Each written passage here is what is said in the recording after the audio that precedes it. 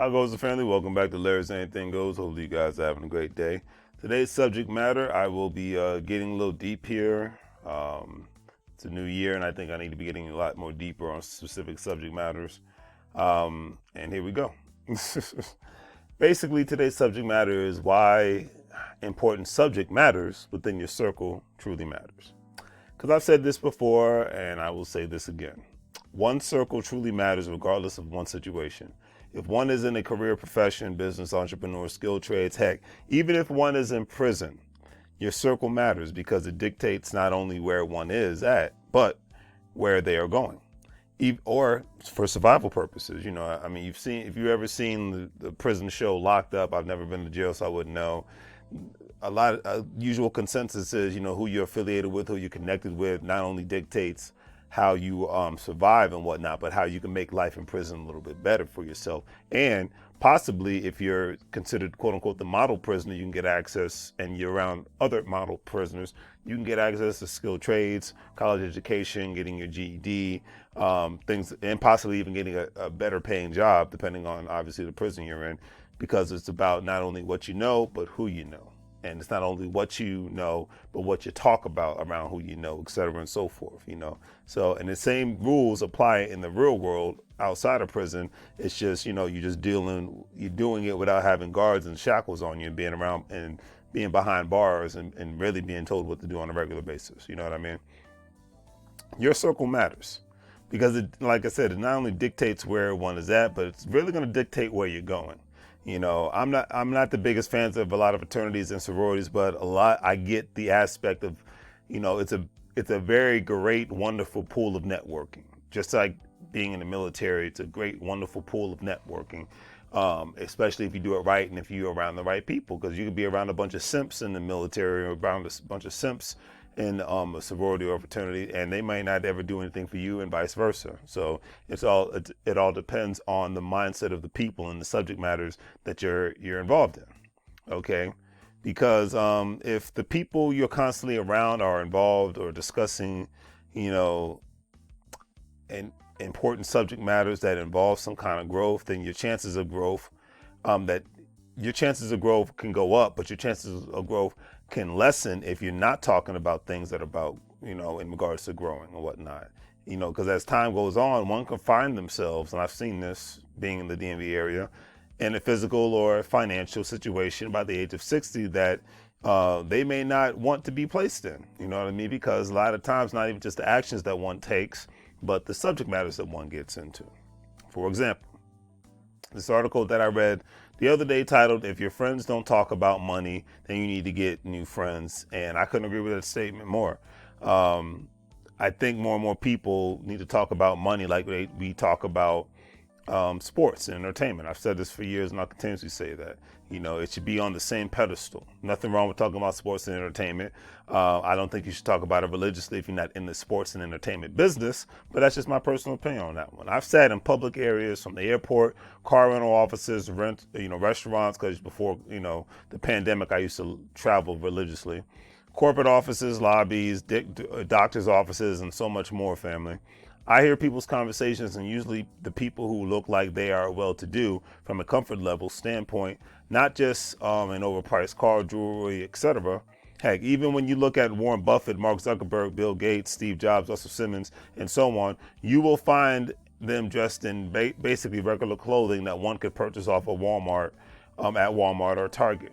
I remember when Apple was going through the big split and whatnot, and how it was going to affect people's stock. I remember these two older gentlemen that looked like they were wearing clothes that were fresh out of Walmart. They were having a very in-depth discussion on how it was going to affect their stock and what their specific approach was going to be.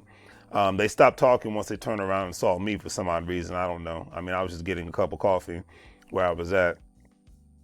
But those kind of conversations matter, and it caught my attention. Usually when people are talking about crap that I don't care about, it's like it's just not going to catch, and that's just normal for anybody, right? But that specific conversation, I was like, I remember hearing about it and reading about it, but I didn't get too in depth until I actually heard these two individuals having a discussion about it. And I dug into the matter further, and I acted accordingly when it came to buying specific amount of stock when it comes to Apple and their split. Now, the article pointed something out that I didn't realize that is a part of our culture within the United States of America. People talking about being poor or middle class is the cool thing to talk about, but if you are rich, then one shouldn't talk about money. But the irony about this all is that I myself would like to know how that person became rich. Heck, this is one of the biggest reasons why I read so many books and listen to so many podcasts on a regular basis, because I want to get the game from the people who have gone down the roads that I want to go down. Now, the article stated that for most people, it's like, hearing nails on the chalkboard. When someone talks about their Rolls Royce, their jet, and their country clubs, and the question is why. Now, before I even go into further detail, I don't mind being around people that actually they're not where I want to be, but they want to go where I want to be, in a sense. And it's like it's a good thing to be around the people that are in the struggle with you and that want to go and make these money moves with you all at the same time, because then you can learn from one another. So it creates another atmosphere of learning from the people you want to be and the people that you are going to. That people that you are. You can learn all at the same time. I want to give permission to talk about financial success instead of being, that's what the article stated. Instead of being offended by those who talk about money, you should avoid those who don't. I could not agree with that statement more. And be wary of those who can't make money, or who spend all their money, or who can't pick up a bill when they're at a specific restaurant. And I've seen that many times as well. You can't learn anything from penny savers and missers who can squeeze a quarter until the eagle cries.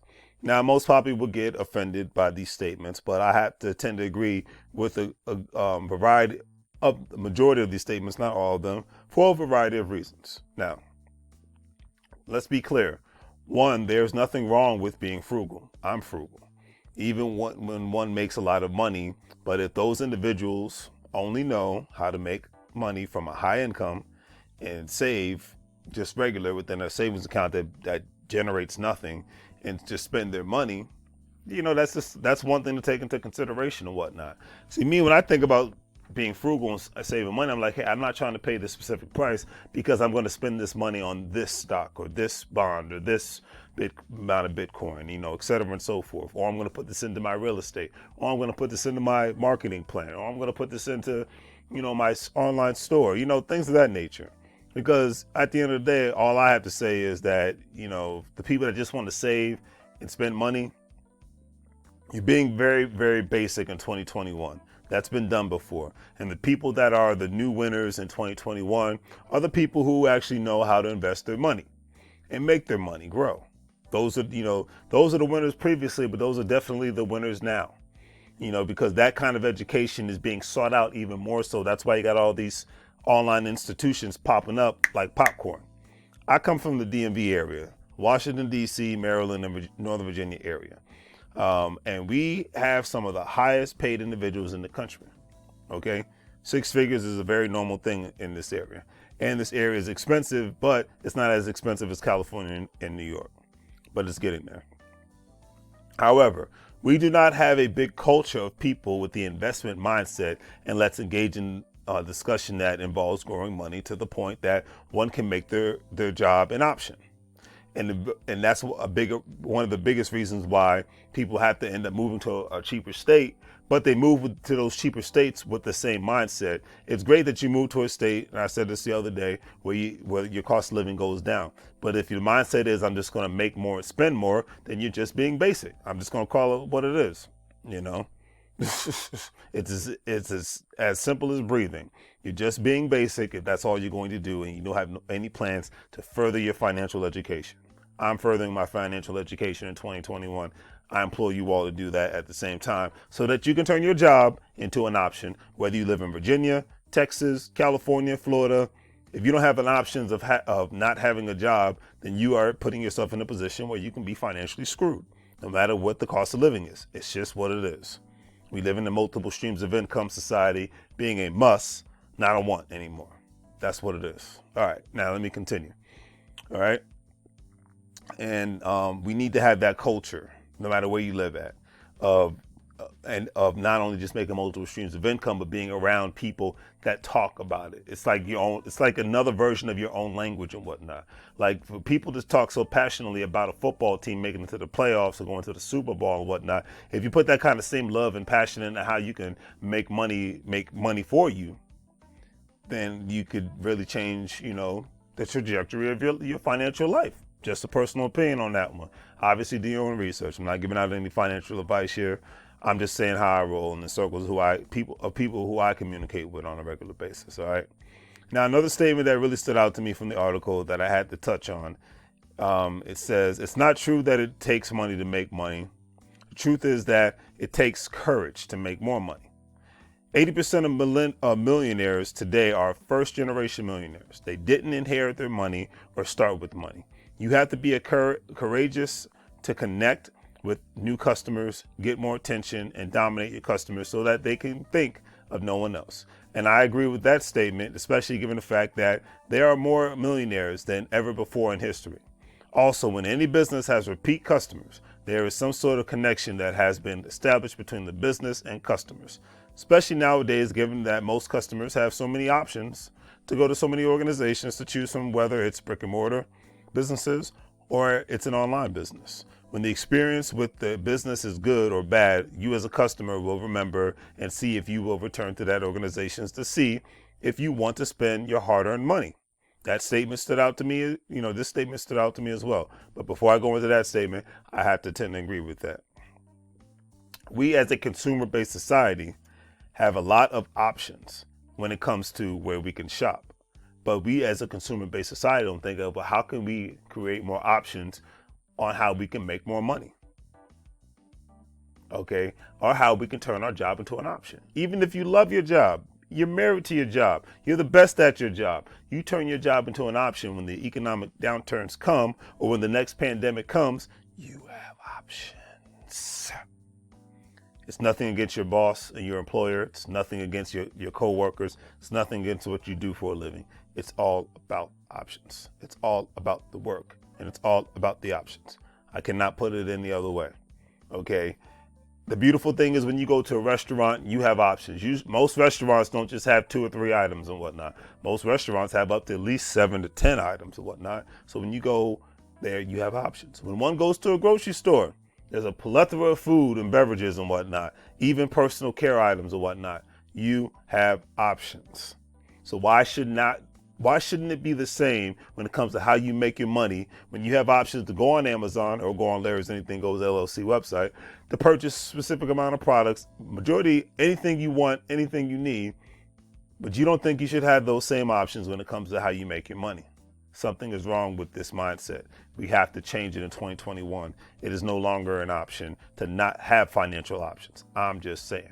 And it's no longer an option to be around people who don't want to have financial options, because at this point in the game, no matter what your background is, we are in the height of the information age. So given the fact that if you know this information, you still choose to ignore it, then in a sense, as my grandmother would say, shame on you. There's no other way to put it. Shame on you. It's your choice. But don't cry me a river. Don't cry over spilt milk when your job ends up terminating you because of a bad economic downturn, or possibly you have a Lord forbid, an ailment or whatnot that happens to where you cannot work at your job that you love so much. That's what it is. No one's job shaming. The new norm now is shaming people that only have one stream of income. That is the new norm. No one's shaming anyone having a job. Be great at your job. Be proud of what you do. Take pride in your work. Absolutely. Take pride in your work, no matter what you are, whether the garbage man, doctor, lawyer, office manager, program manager, military, law enforcement, paramedic, nurse. Take pride in what you do. But also take pride in being able to turn those things that I just stated into an option. I had to go off on that tangent because this is a new year and it's no holds barred. We cannot take prisoners and whatnot. It's just what it is. Okay. I'm gonna have to call like I said nowadays. Now back to the previous statement. Making money, keep making money, and then multiplying money requires a monster commitment. I agree. Dedication and obsession with growth. I agree. More people need to get out of this thing called the comfort zone, which I say is a death sentence. We must be obsessed with growth. There's nothing wrong with it. Be obsessed with growth as much as you are obsessed with your favorite team going to the NFL Super Bowl. Okay? Be obsessed with growth as much as you are obsessed with what some freaking entertainer has to say. Okay? Be obsessed with it. If you work for someone else, take responsibility for growing the company, not just earning a paycheck. This is another statement that really caught my attention, because that will stack the deck for both you and your employer. Don't be a mere spectator when it comes to making money. I agree. Be sure when you're on the field trying to score. I like that. Okay? Because no matter what job one is in, they should look at their job just like an NFL player, speaking of sports, or an NBA player looks at it when they are playing in the game that they're in. I may not be on the team, but the better I perform, the better the chances of me making more money. When I better those chances, when I'm off the playing field, I can make more money moves by surrounding myself with intelligent people who are financial professionals, real estate moguls, franchisees, because all athletes have their reasons, their seasons, and then they eventually have to retire. It's just a way of life. Michael Jordan, Magic Johnson, Deion Sanders had to retire from the NBA and the NFL and are very, very well off business owners today. All employees, no matter what industry they're in, jobs have been outsourced, automated, or worked forced, basically completely eliminated within the last 20 years of the United States of America, because the tide has changed and it will continue to change. Okay. A lot of athletes are known for having, owning car dealerships and owning large plots of real estate and whatnot, owning a lot of franchises. I think it's a good thing. I'm glad more and more of them are doing that, because they know that they have a short season and a short run, and they have to have options and whatnot. And I think the more you see that, the more that culture is created. And the more you have that kind of culture, of, hey, we're business owners, we're not just employees, then you have a great dual hatted mindset, and you have more and more options and whatnot. I can love the game, I can leave it early. I remember one actor, I didn't even know he was a football player until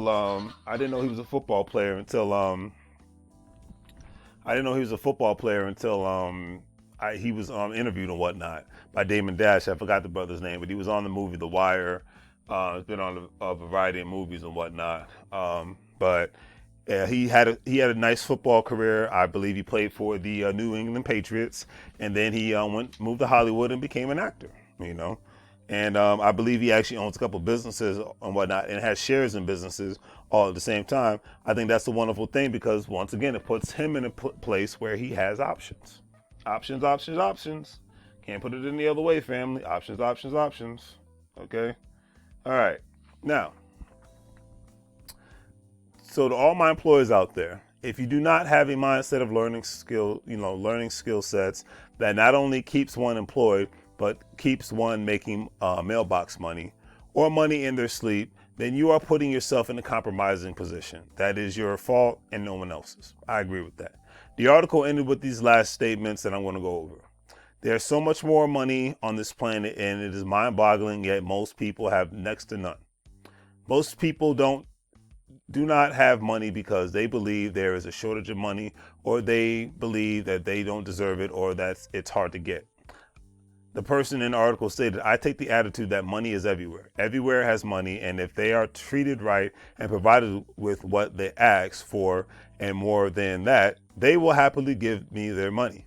My battle cry is, who's got my money? When I was a young salesman, the person in the article stated, and I needed money, or I needed new shoes or a new suit, I would show up to work and ask myself, who's got my money for my new suit and shoes? I would look for a customer to buy my products or services to get money for the products I, in turn, needed.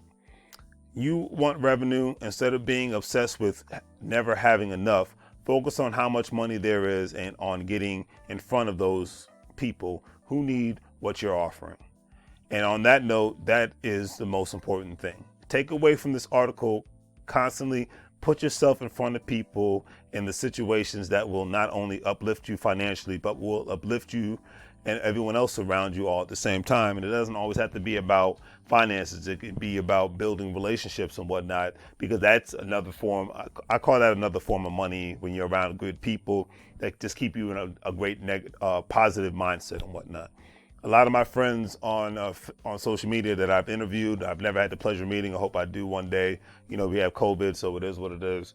I've had the pleasure. That's been a form of money to me, because that's social capital. That kind of social capital keeps me uplifted and keeps me wanting to go. And hopefully, when I make these videos, it gives them that same energy and whatnot. That kind of social capital is you can't even put a price tag on that. It means more to me than any dollar amount whatsoever, because it's hard to find people that are like-minded, that want to do the same things, or that are doing the same things that you want to do. So that much I do respect, okay? And then the thing, not only that, but this is another thing. One thing I can say, in 2020, I came to a realization, and I'm late to the party. I know that, but it's all good. The people who are the money makers and the shakers and the groovers and all that good stuff in the United States of America are not just the people that are not really the people that have jobs only, but they are the people that can sell products and that own assets. And when I say sell products, salespeople are, and that's considered a job. But the beautiful thing about salespeople, they have great people skills for the most part. They know when they're dealing with somebody that needs the product that they're selling, and how to counter them in a great and professional and respectful manner. The people who own the assets, the people who own the land, people who own any specific mineral rights on land, no matter whether it's rocks, dirt, access to farmland, food, water, things of that nature. People who own buildings, whether it's commercial, whether it's residential and whatnot, those are assets, okay? People that own major corporations, those are assets and whatnot. Things that are considered consistently generating money. Whether it's mailbox money or it's still active income, because even if you own a company, you have to do some work in it. However, those are the people that, when it comes to the real money makers, it's the owners, and it's the people who can sell a product. And not just the people that can have a regular 9-to-5 salary job. Is there anything wrong with having a regular 9-to-5 salary job? No, I'm not job shaming. I know that's a new trend. I'm not a part of it. Okay, I'm saying I've noticed the people that make the most money moves, even your actors, entertainers, and whatnot. Okay, they get bonuses. They get a lot of times, depending on what the part that they get. They're getting a higher amount of money depending on the show, the movie, the commercial, and the ones that own businesses. Like, great example, I'll use Shaquille O'Neal as a great example. He owns a multitude of businesses, but when he does a commercial every now and then, he's getting paid a very nice fee for every single. Now, I'm not counting his money, but he gets a nice fee depending on his contract for every commercial that he does and whatnot. Like the General, that's the first commercial that comes to mind. I remember he did the Gold Bond commercial, and these are just great examples and whatnot of he has, I think he owns up to like 23 businesses and things of that nature, but he has a team of people. So he's living his best life after basketball. Magic Johnson's in that same pool, Michael Jordan's in that same pool. The list goes on and on. So I don't see why employees can't have a similar mindset. No, not everybody working is going to be as rich as Shaq and Magic Johnson, Michael Jordan. I know this. You got to be realistic in this world. But every working person has an opportunity to create some sort of income outside of their job. And I'm not just talking about just having a second job and whatnot, because I had a second job for almost 5 years, 2 to 3 jobs for almost 5 years back in my early 20s and whatnot. I don't miss that. I like the money that I was making, but I don't miss the amount of time that I was away from my house. I had no life during that time. It was work, home, and that was it. Go to the store, get some food. That was my life for up to 5 years and whatnot. Don't miss those days, to be quite honest with you. Okay? But I do like making money moves while I'm selling products on my online store, or when it comes to being part of Gold Standard Partners, GS Partners and whatnot. The G999 Bitcoin is out there, and the company is still new. The first phase of the launch took place last month in December and whatnot. And hey, the link is in the description. Definitely do your homework if you want to sign up. Signing up is for free. If you're in the investment space and buying Bitcoin and whatnot, you'll see that this is new. But We are going to be making money moves with Ethereum and other Bitcoins and things of that nature. And this is just a way for one to join an affiliate marketing program, to be able to buy Bitcoin and various aspects of Bitcoins, sign people up to do the same thing. And one you can make is a little great commission and whatnot off of the people that you sign up when they not only buy Bitcoin, but if they decide to purchase any specific packages and whatnot. Join the team. That's what really the moral of this video is. It's about partnership. It's about collaborating. It's about making money moves together, because Michael Jordan, all the athletes I mentioned, they didn't get to where they got to all by themselves. They had teams of people. I think more and more working people need to have teams of people in a circle when it comes to making money moves outside of their 9 to 5. Nothing wrong with a 9 to 5. You know, and like I said, take pride in your job, definitely. Okay, but take pride in having an option as well. That's all I can say. And I've been saying this for years, and I'm gonna continuously say this, because the one thing is true: you can't get fired if you own the company. It's 2021. It's time for you to own something. Do the great 3 free things, family. Like, share, and subscribe. Have a great day. And as always, make money moves. Take care.